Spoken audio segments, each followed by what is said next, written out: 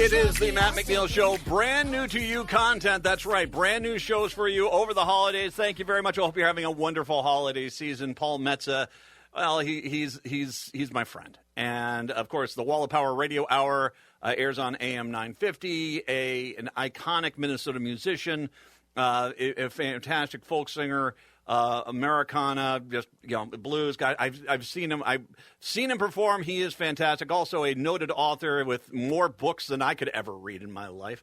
And he's got enough today to join us. We're just gonna. This is gonna be the fun thing about Paul Metsa is Paul Metsa. So we're just gonna talk about things. Hey, Paul. Let's roll. Thanks for having me, and Merry Christmas. Merry Christmas to everyone out there as well. Merry Christmas to you. I want to, before I get into this, I did want to take some time because I don't know if we've talked since the party that was in early November, your birthday party over at the Astor House, which was fan-freaking-tastic. That was just a wonderful night out there. I hope it was great for you. Oh, I had a ball. I saw a lot of old friends, some people that came, it was a benefit for AM 950. So some diehard AM 950 fans, God bless them. And, almost sold out house. They had a deli tray for us in the dressing room. Wow. But everybody I talked to, including you, said their dinner was superb. Oh, yeah. No, the Astor House was fantastic food. And it is just such a cool building, too. That's a fun place to play. Yeah, that's, it's funny because I played at the Nice Polonaise Room for 3.5 years. In fact, that's how I bought my house. I was banking at the same bank for years. Mm-hmm. And I was renting. I moved back from New York in 1996, and I was renting with a guy, and my landlord kept saying, Metsa, you got to buy the house, you got to buy the house. I'm going, I'm a rolling stone, man. I can't tie myself down. My buddy who passed away in May, Steve Baker, great guy. He was in real estate, and I told him, I said, my landlord's bugging me to buy the house. He goes, well, what's he asking? And I gave him the price. He goes, well, what do you and your buddy pay for rent? I gave him a price. Because what do they pay upstairs with duplex? I gave him a price. He said, Metsa, let me run some numbers for you. So I ended up buying the house, but I had to get a mortgage. So I go to the bank, been banking there since 77. They go, Paul, we love you. You play our backyard barbecue every summer. And, every day you come in, we enjoy talking to you. But you're a musician. You don't have any steady income. And I said, au contraire. I've got 3.5 pay stubs from Nice Polonaise Room. I got the house, and so I call it the house that Nyes built. But the little secret about that, everybody said, we love to go to Northeast to go to Nyes. But Nyes was actually on the other side of East Hennepin. Nyes was actually southeast, not northeast. Oh yeah, no, that's Riverside there. Yeah. You're on the Riverside. You're right by Comanchex, and so yeah, Nyes is a fantastic place. Having these memories, and when you did the whole thing with your birthday party, I want to actually bring up one funny moment which kind of carried over to me, which was your original Cats Under the Stars trio, which included a guy named Jack Pasternacki. Right. And Jack. So I got a funny story about Jack. Yeah. Okay, and for everyone out there, my family's Iron Rangers. Paul's an Iron Ranger. So where they were at on Esquagama out there, they were down by the Perpiches, the governors. Rudy Perpich was down there, and Sue is fantastic. I love her; she's wonderful, and their whole family is just brilliant people.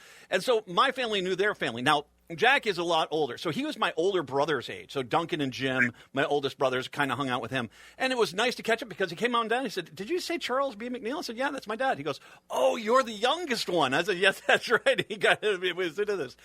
I told my mom about this, and she had this great story about Jack. So my mom was a big fan of the Rolling Stones. So she would go to the Rolling Stones and, of course, haul my dad along, who was a little bit of a generation before the Rolling Stones. Right. He was born in 1929. And so they're at the Stones concert, and Jack Pasternacki is there, and he sees my dad, and he goes, "Charles McNeil, what are you doing here?" And my dad looks at him just cold, and I've always been a fan. It's like this. So, I had that, Matt, that story is a little more, I can add to that. Okay. And that's why, I was honored to play your dad's memorial at the Esquagama Country Club and meet your family. But Jack really was fond of your dad. He said he had a great sense of humor. Oh, yeah. And Jack said to your dad, Charlie, goes, Charlie, I didn't know you were into the Rolling Stones. And your dad said, I thought this was the Beatles. Oh, God. No, yeah, and it was so funny is the minute, and this is just the best part about being from the range. The minute you mention a name like Pasternacki, my mom's face lit up. And it's like every time she saw him, she remembered everything. And she's like, oh, he was so nice and wonderful. And they loved his parents. And yeah, it just, there is a feeling of community, and I've lived in other places, rural parts of the country, but the range is different, man. Oh, what's funny, Matt, when, I grew up in Virginia. Yep. And so, I played a little bit of sports and junior high and in the 10th grade of high school. So you'd be going to these other towns. Then when you got old enough to hitchhike, like I used to hitchhike over to look at Bob Dylan's house in Hibbing when I was 14. And then when you got your driver's license, then you go around from town to town and chase girls. And but there was a huge rivalry up there between towns, especially between Virginia and Evelyn. Oh, yeah. To this day.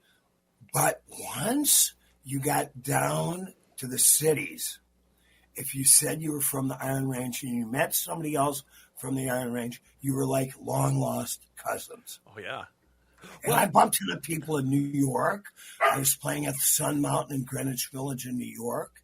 And I was playing in Austin, Texas on St. Urho's Day.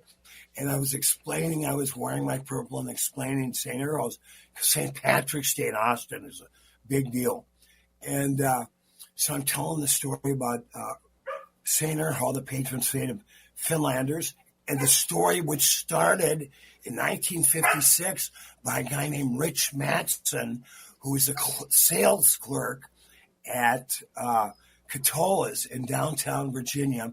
And he said, geez, the Irish have, they celebrate St. Patrick's every day. And he came up with the concept of St. Urho. Anyway, I'm telling this story at this club in Austin. And this woman yells out to me, Sumalainen. And I go, who's that? She goes, I'm the cook. I'm from Buell. It's fun.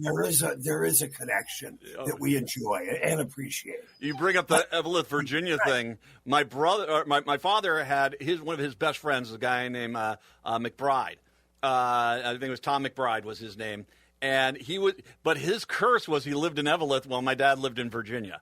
And it was and so that was, that was like wildly progressive back in like the 1930s and the early 40s to be friends with somebody from Evelyn if you were from Virginia. Those two paths did not cross, man.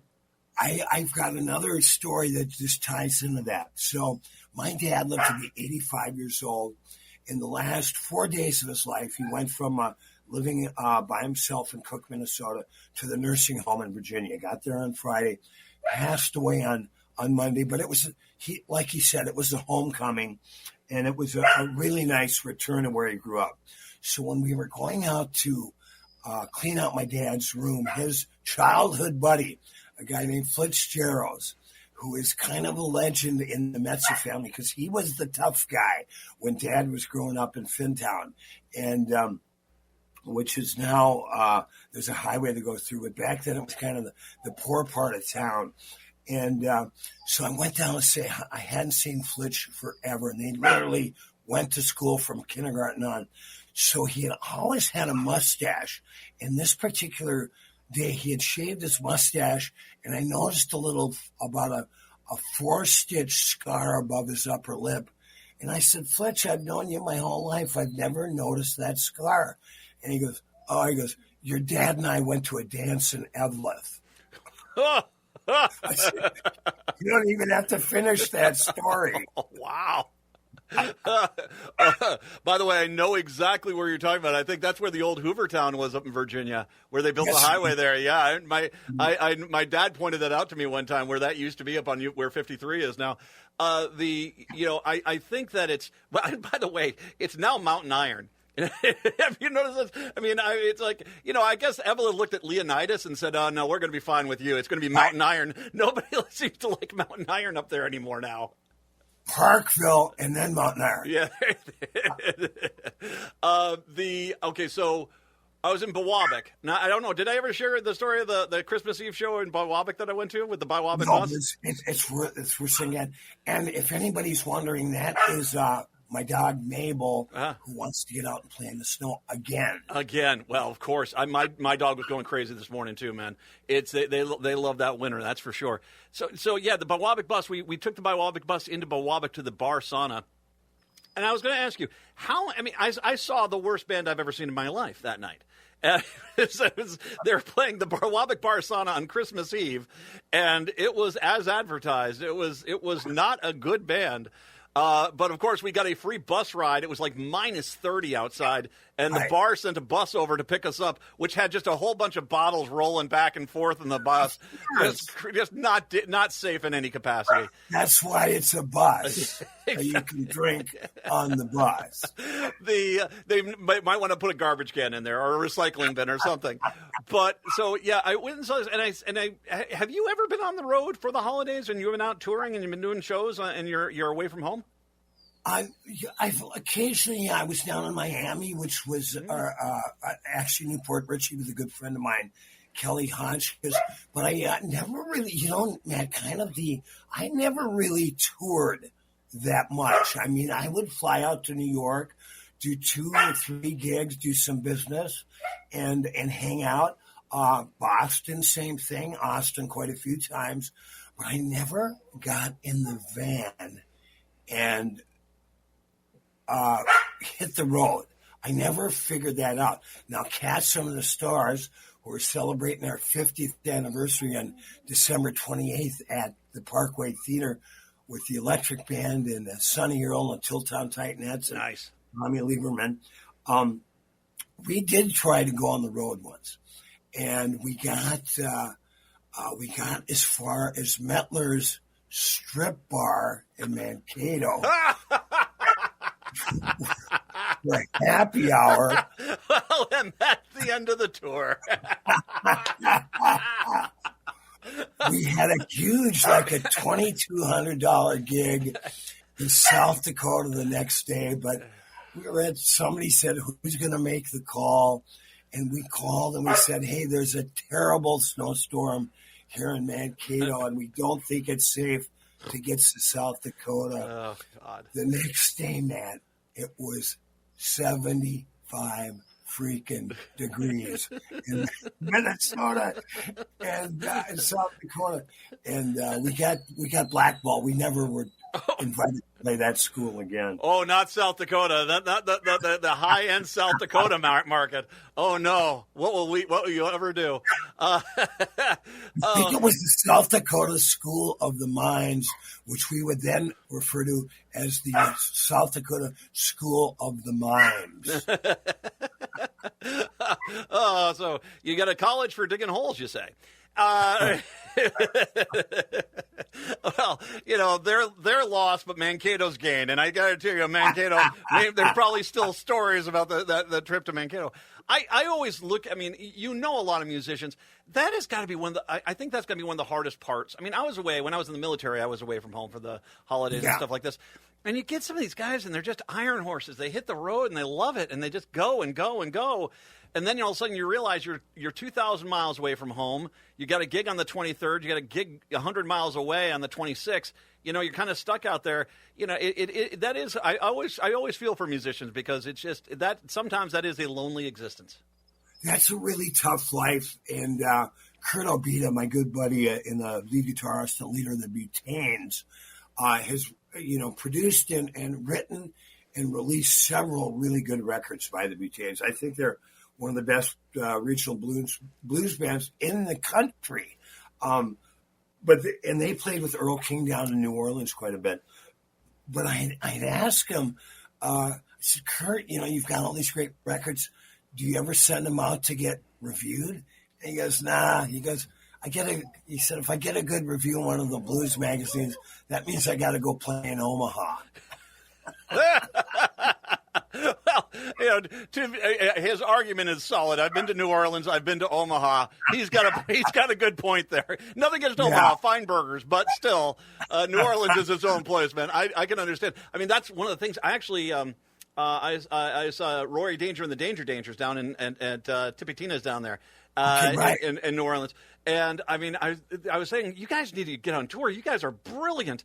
And the guy's like, we like New Orleans. And I was like, okay, fair point. I mean, I can buy that. I think there's a lot of bands down there that like the fact that you have to go to New Orleans to see the bands down in New Orleans.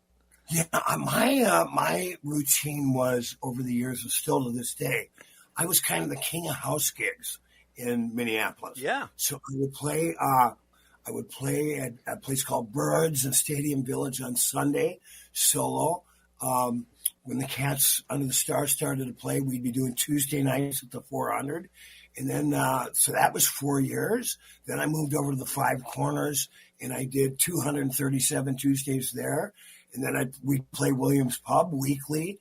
And then occasionally we'd do some of the bigger gigs at the Ute and the Caboose. So I played at Nice, started out Sunday nights, and then Tuesdays and Wednesdays.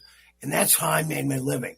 And the beauty of it was you could sleep in your own bed at night. Well, you bring that up, and you have mentioned that to a point before. I mean, were you ahead of your time, or were you embracing an older style of doing it? Because I think that that is actually, there's a smart level of doing that, of realizing, I can just keep doing gigs here in town, just get a regular bit.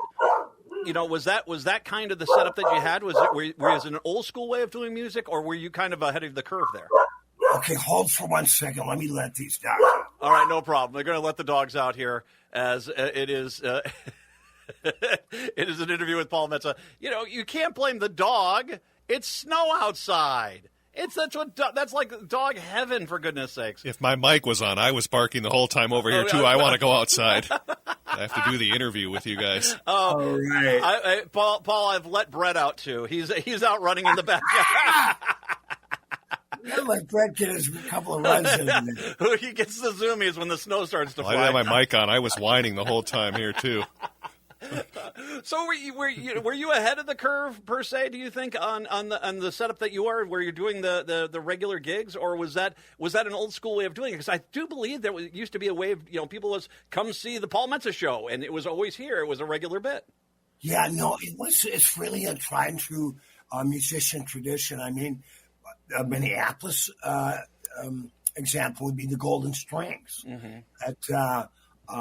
I believe were they at the Sheridan, or they were one of the big hotels downtown. Jeannie Peterson, the matriarch of the Peterson family, she would have gigs where she would be there weekly. And it's really an tried and true tradition. Now the residency, as they call it, came back into style. Mm-hmm. So somebody will get a gig, but those would be like, they're going to be playing, like, for example, up here at the Cedar Lounge in Superior. Somebody will be playing every Friday for 4 weeks, right? Mm-hmm. But I play at Carmy's Irish Pub every Friday. I've been there for a year and a half. Before that, the Blackwater Lounge. Yeah. So just for me, and as I get older and love my dogs, it just works out better to stay in town. Yeah. Now, the one thing it doesn't do is it doesn't help you build audiences in other towns. But you look at bands like, there's no greater example than Husker Du. Yeah. Those guys were road dogs. Oh, yeah. Right? But a little bit too, and just was thinking about it, they had their home base. They had First Avenue with the Replacements and with Prince, and those were the acts that were recurring there. They'd come back at home and be able to know they could get some home gigs and stay at home and do their laundry and head back on the road. Yeah, and usually make a nice chunk of change. Yeah. Once they got that routine with first to have started. I'll tell you what. We got to take because we've already burned 20 minutes here. I mean, this is the easiest conversation I have anytime. Paul Metsa is kind enough to join us. It is a brand new to you show. We're going to come on back. We're going to talk about his gig coming up here on the 28th. Plus, also, we're going to be playing a little bit of a Christmas at Molly's as well. It is the Matt McNeil Show.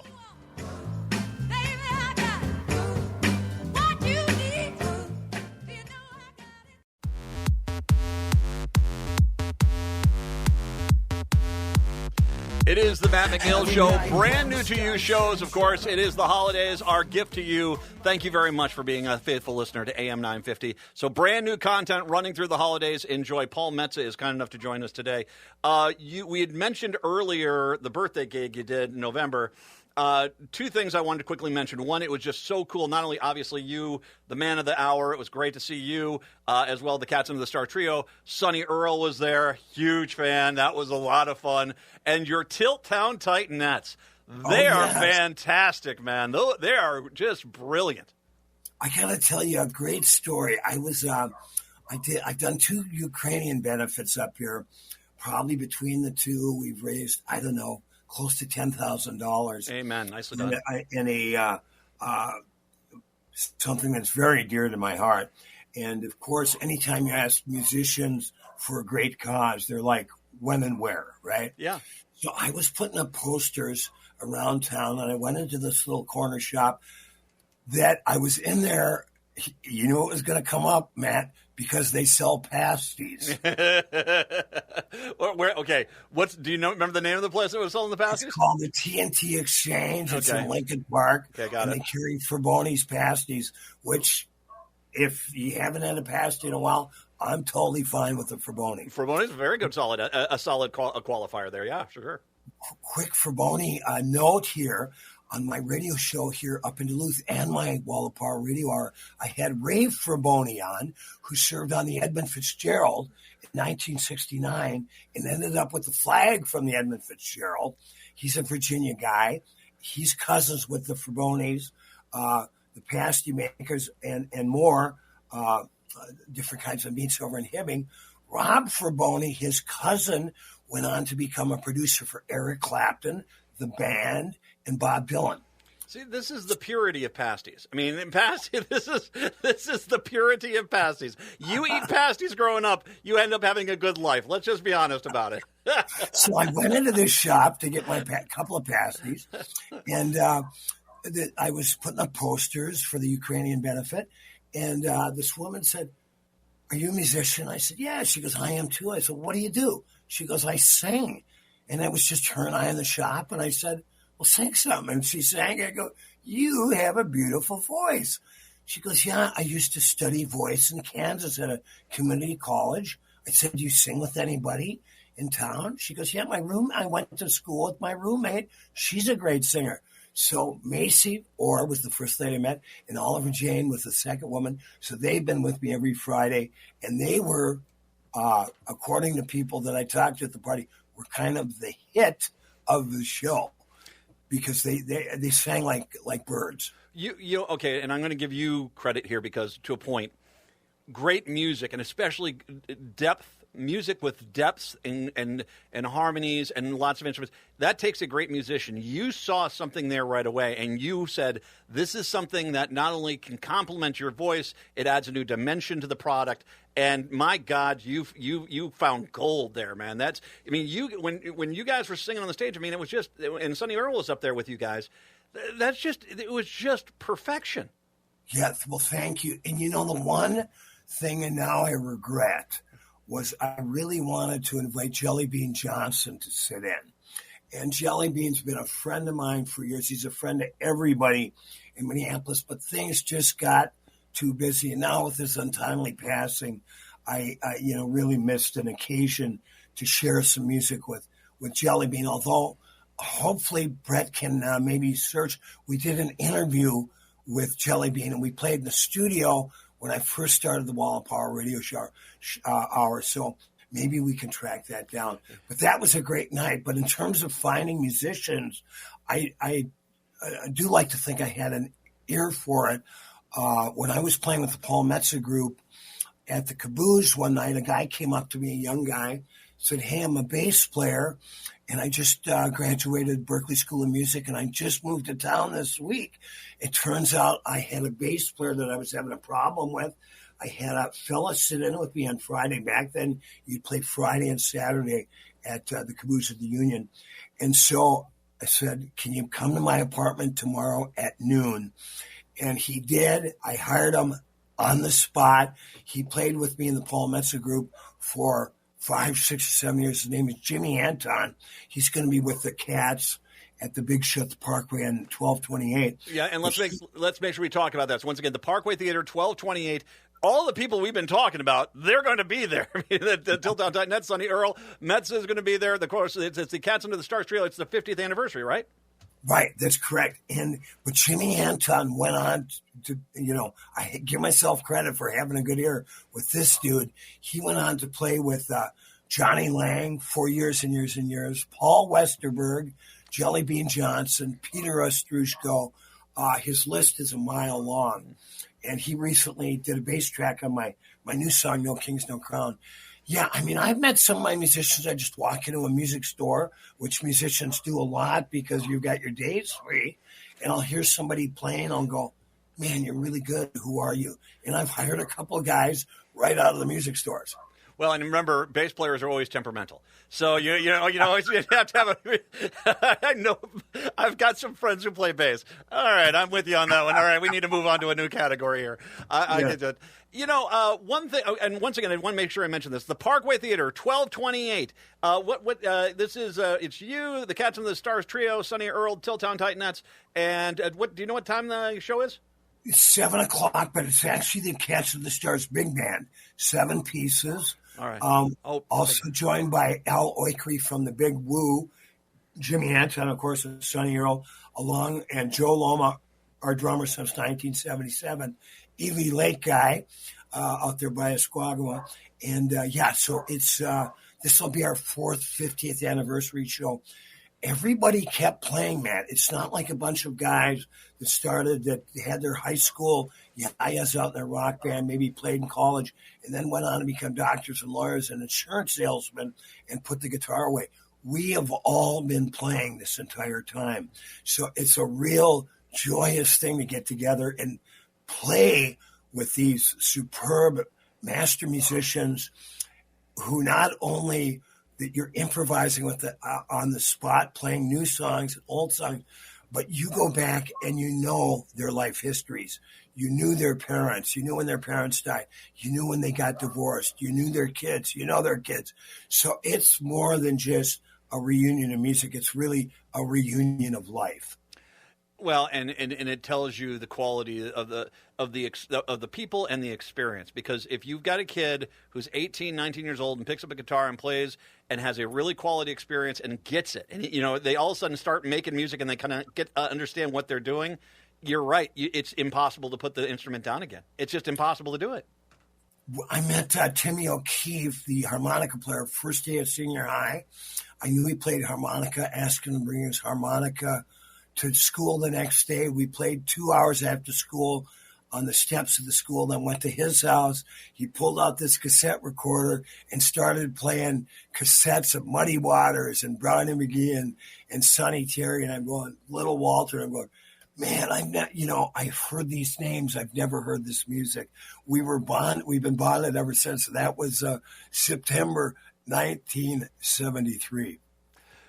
Is it one of those things for you that, there are times where people have kids, people get married, people get different jobs, stuff like this, and people will fade away for a little bit, but the ones that really have those great quality experiences always seem to find time once their schedule opens up, because it's in the back of their mind. They're always like, okay, I need to kind of get back to that.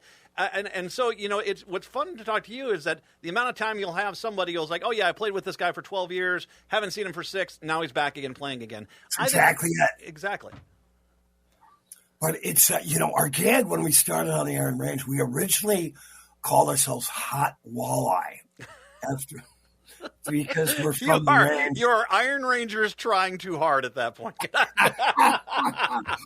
Well, or not trying hard enough would be another way of looking at it. Chunky wild rice. Oh, God, no. We changed our name on August 17th, 1975 at a gig at Alcott Park. Yeah. Right by the Lamont Peterson Clinic, of course, that you know. And but when we started playing acoustic, but once we went electric, we realized there was quite a few bars on the Iron Range you could play. And our motto was, give us a weeknight, $100 and free beer. And man, we were working 4 nights a week at different, including the Tumbleweed in Rogies in Biwabic. Well, and you go up to the dam up by Orr, and there's stuff like that. I mean, these places were I can see it because trying to get a band, I think sometimes out of the cities or even out of Duluth to come up there and play gigs, if you were a musician on the range, I mean, you had a cornucopia of opportunities available to you. And still to this day, I sat in with my buddy Keith Sikola, Rich Metsa, my younger brother Johnny Metsa is in a band. They've got a record out called Ranger. That's all Iron Range musicians. They had a 4-day tour. They played at the West Theater in Duluth. And it's phenomenal how vibrant the music scene is on the Iron Range right now. I could not be more proud of the 8 musicians that took stage that night. What was the best stage on the range that no longer exists? The one that you played that when you found out they were shutting it down, you're like, oh, man, that's not good. Norman's Bar, Main Street of Virginia. It used to be the Roosevelt Bar. My grandpa and grandma ran it as a bar in a rooming house. They bought it in 1942. They ran it to 1965. My dad grew up upstairs of there, right on the cusp of, right on Chestnut Street. It became Spoler's Lounge for a handful of years. Then a guy named Timmy Norman bought it in about 76. So Cats and the Stars, by now we'd all dispersed to Minneapolis and St. Peter and Duluth, but we'd get together every 6 weeks and do, back then, which is very rare now, a 6-nighter at Norman's Bar. And that's really where our rock and roll chops came together. Mm-hmm. But that was a heavy-duty rock and roll bar. Back in the 75, 76, 77, there was 22 bars on the main street of Virginia, 5 blocks long, and 6 of the bars had music. that is a proud accomplishment there. I mean, I have been. Oh God, what town was I in? Was it Hoyt Lakes years ago? And I think I was there. Before it kind of went downhill a little bit, but I was like, am I crazy? Like 9 bars in Hoyt Lakes. It's like, oh, yeah. Well, you go out to Aurora, Hoyt Lakes, you go out that direction, man. You do have a spot to sit if you want one. Played by Waback, played Hoyt Lakes, we got my junior high band or my high school band, Damn Everything But the Circus. We got booed. We got booed off the stage at a junior high dance in Babbitt, Minnesota. And lived to tell the story. What did you do that the Babbitt kids turned on you? It was a good band. I don't know what the kids were listening to back then. Well, it's Babbitt. What we were playing wasn't that, but literally booed up by junior high students. Not necessarily a high point in the career of Paul Metsa, but one that I look back fondly on. Okay, Republicans. All right. No, I'm not going to disparage Babbitt like that. All right. We, of course, do have a tradition that we've had with you, and I want to give you a chance to talk a little bit about this. Christmas at Molly's is a great song that you have. We're going to play the whole thing coming up here in just a little bit. It's your holiday song. Talk a little bit about that. I had started playing in Duluth. I did my first big gig under my own name in '84, opening up for Taj Mahal at the North Shore Theater. Wow. It was a great gig. It ended up with a long jam session up at John Ward and Laurie Hatton's house till 3:30 in the morning. And Taj did a 2.5-hour show, went next door, sat in with Dave Ray for an hour and a half. And then by about 3:30 in the morning at the jam, I said, Taj, you win. I got to go back to the hotel. That started me playing in Duluth semi-regularly. Superior was always open until 2 o'clock. the bar closed. So we would always drive over, or maybe it was 1 o'clock. It was an hour later than Duluth closed.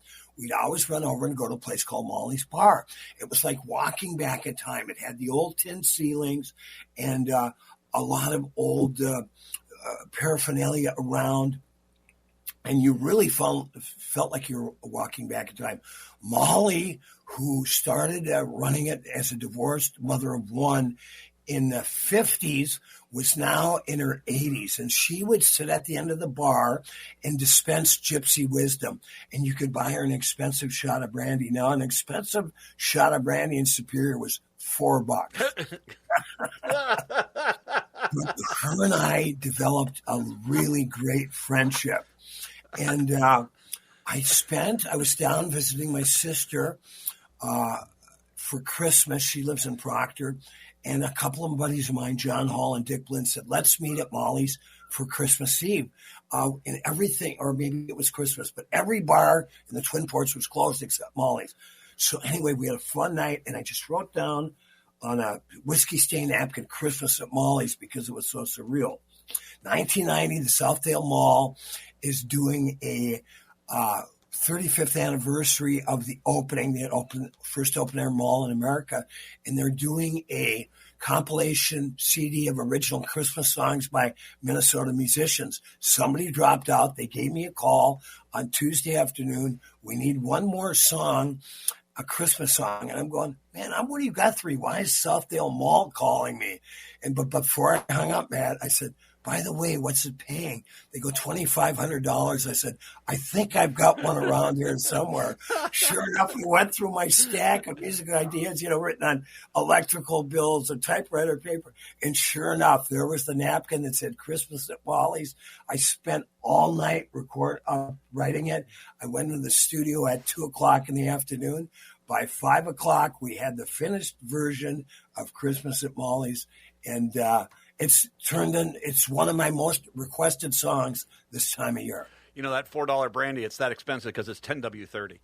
Anyway, before we get into the song one more time, of course, the 50th anniversary of the Cats Under the Stars. It's the big band with Paul Metsa, Sonny Earl, the Tilltown Titanettes at the Parkway Theater. It is on the 28th, on Sunday the 28th, 7 p.m. Get tickets. Go see that band. Go see that show. Paul, Merry Christmas, Happy Holidays, my dear, dear friend. God, I love chatting with you. Anytime you want to talk about, you're always welcome back on this show. Thank you so much, Matt. I always enjoy chatting with you. Thanks for emceeing the birthday show, and let's look forward to 2026. But have all of you and all my friends here at AM 950 have a beautiful holiday season. Here is Christmas at Molly's right here on AM 950.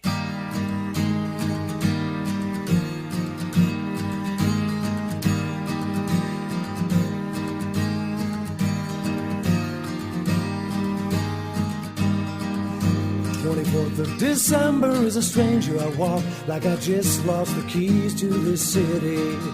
As a sailor I've sent postcards round the world, but the picture tonight wasn't pretty. I walked in the shadows of haunted hotels like a miner trapped in a cavern.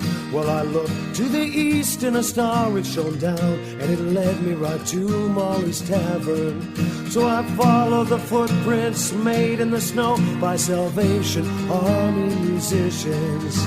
I got in line and I stood right behind a tap dancer and two blind magicians. You would have thought I had been there before as Molly stood there to greet me. 80 years old with a gleam in her eye, said you're expected and proceeded to see me. Come on, ye low down rounders, lift up your low down ways. Pass the malt and the mistletoe, it's almost Christmas Day.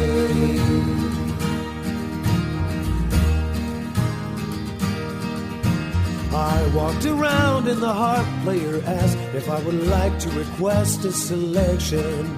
I smiled and I asked for God bless the child, and for him I took up a collection.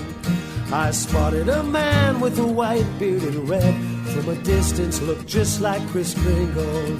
As he went to the roof, oh, I thought I heard hoofs, and I swear I heard sleigh bells that jingle. We waltzed on a dance floor made out of glass. Between dances we sang Christmas carols. Then we lit candles, had a moment of silence. The bartender read F. Scott Fitzgerald. Molly said first we must give to receive. We put our trinkets into a kitty. In went my compass and my grandfather's watch, and I pulled out the key to the city.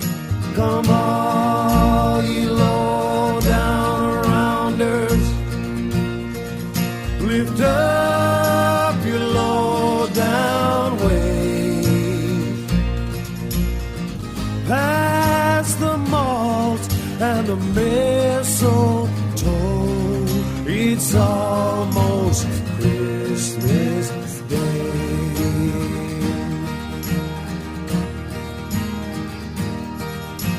And so I guess if there's a lesson I've learned, it is one that will keep me from danger. Sometimes you get lost just so you will be found, and return the kindness to strangers. I explained how I felt as I kissed Molly's hand, like a miner freed from a cavern.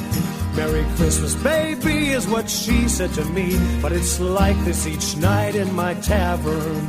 So I sail on the oceans and stare at the sky, and it seems like the whole world's on fire. And I just want to make angel wings in the snow and sing this song in that midnight choir. Come all ye low down rounders, lift up your low down waves. Pass the malt and the mistletoe. It's almost Christmas Day. It's almost Christmas Day. It's almost Christmas Day. It's almost